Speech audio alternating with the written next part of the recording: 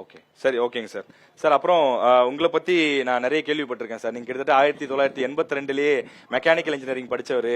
அது மட்டும் இல்லாமல் உங்க காலகட்டத்தில் படிச்சவங்க எல்லாருமே வந்து கவர்மெண்ட் வேலைக்கு போனப்ப நீங்க மட்டும் இளைஞர்களுக்கு ஒரு வேலை வாய்ப்பை உருவாக்கி கொடுக்கணும்னு மற்றவங்களுக்கு ஒரு ரோல் மாடலா இருந்தவர் அப்படின்னு சொல்லி உங்களை பத்தி நான் நிறைய படிச்சிருக்கேன், ரொம்ப சிலாகிச்சிருக்கேன்.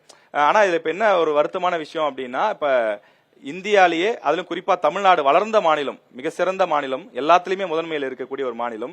மத்திய அரசுடைய டேட்டாவே சொல்லுது, உங்க கூட்டணிக்கு எதிராக இருக்கக்கூடிய மத்திய அரசு டேட்டாவே சொல்லலாம். அப்படிப்பட்ட உங்க சொந்த ஊர் கூட பள்ளிப்பாளையம் நினைக்கிறேன் சார்.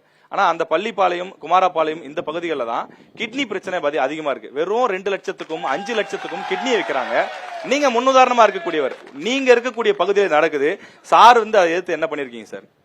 இந்த கிட்னி பிரச்சனை அப்படிங்கிறது இப்ப ஆரம்பிச்ச பிரச்சனை இல்ல, கைதட்டுறாங்க. ஆனா வந்து அப்பவும் கிட்னி பிரச்சனை, அவங்களுக்கு கேள்வி இருக்கு சார். அவங்களுக்கு அப்பவும் கிட்னி பிரச்சனை இருந்ததுன்னு சொல்றேன். அதனால இப்ப மட்டும் இல்ல 30 ஆண்டுகளுக்கும் மேல அந்த பிரச்சனை இருக்கு. பிரச்சனை நம்ம கட்சி ஆரம்பிச்ச 2000 பிரச்சனை எப்பவுமே இருக்குது. காரணம் என்னன்னு சொன்னா, அதனுடைய காரணம் என்னன்னா விசைத்தறி.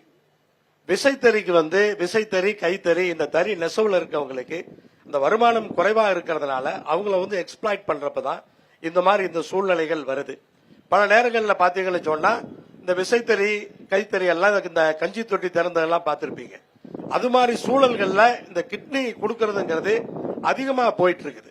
சோ அது மாதிரி சூழ்நிலைகள்ல அதை காப்பாற்றணும் அப்படின்னு சொன்னா விசைத்தறியில இருக்கிறவங்கள வாழ வைக்கணும், அதே போல கைத்தறியில இருக்கவங்கள வாழ வைக்கணும்.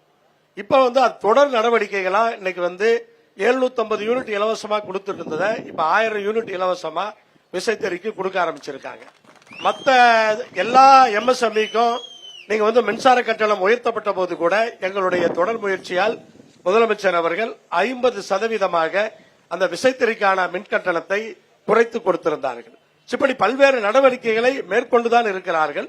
இது அவ்வப்போது அந்த ஹைலைட்டா மேல வரும்போது அதற்கான நடவடிக்கைகளை மேற்கொள்ள வேண்டி இருக்கிறது. இதனால் இது வந்து ஏதோ இப்ப ஆரம்பிச்ச இந்த 4 வருஷத்துல ஆரம்பிச்ச பிரச்சனை என்று சொல்லிவிட முடியாது. இது ஒரு தொடர் பிரச்சனை. விசைத்தறியாளர்களை கொஞ்சம் வசதியானவர்களாக மாற்றுகின்ற வரை இந்த பிரச்சனை இருக்கத்தான் செய்யும். இல்ல சார், இப்ப கிட்டத்தட்ட குமாரபாளையம் அதே மாதிரி பள்ளிப்பாளையம் என்ற பேரையே மாத்தி இன்னைக்கு கிட்னி பாளையம்ன்ற அளவுக்கு ரொம்ப மோசமாயிருச்சு.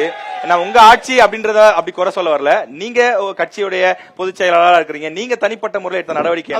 அதாவது இப்ப நம்ம வந்து இந்த பிரச்சனைகளுக்காக சட்டமன்றத்தில் கவன ஈர்ப்பு தீர்மானம் கொண்டு வந்து பேசியிருக்கோம். இந்த பிரச்சனைகளை வந்து கண்டிப்பா தீர்க்கணும் அப்படிங்கிற அந்த முயற்சிகள் நம்ம எடுத்துக்கிட்டே இருக்கோம்.